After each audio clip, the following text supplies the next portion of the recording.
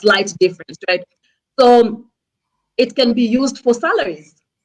I'll give you an example. There were some people that pay their workers, especially maybe if you're working for a company that is overseas, right? And you don't want the hassle of receiving fiat because sometimes it takes long. And fiat, guys, is paper money like rands, right?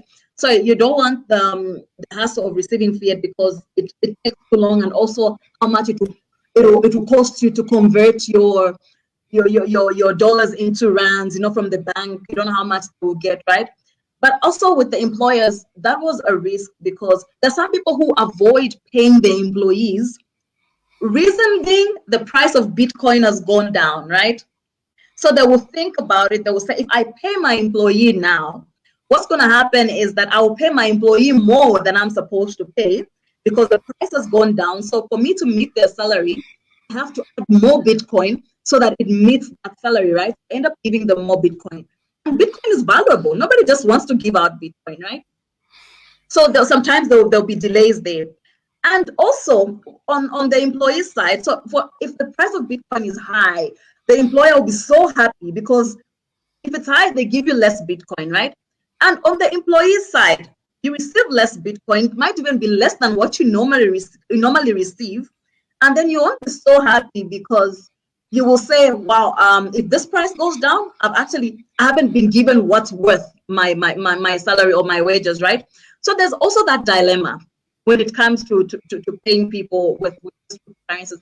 But coins mitigate that, right? It's a stable coin. So if I get paid $1,000 and it seems to be in stable coins, my employer is at least assured that it's $1,000 and the volatility is minimized. It's also pegged to the dollar, so they can calculate it against the dollar, right? And they're not going to feel that pinch. And they're not going to say, oh, the price is really down, I'm not going to pay her, I'm going to wait, right? That is one of the use cases. It's also for long-term loans. So if I take out a loan in cryptocurrency and I say, okay, I'm taking out a loan for 6 months and it's $1,000, right? And the price of Bitcoin goes really down. If I took out a loan of $1,000, I still need to pay back with interest. So if that price goes down, I've lost. That loan really was not worth it, right?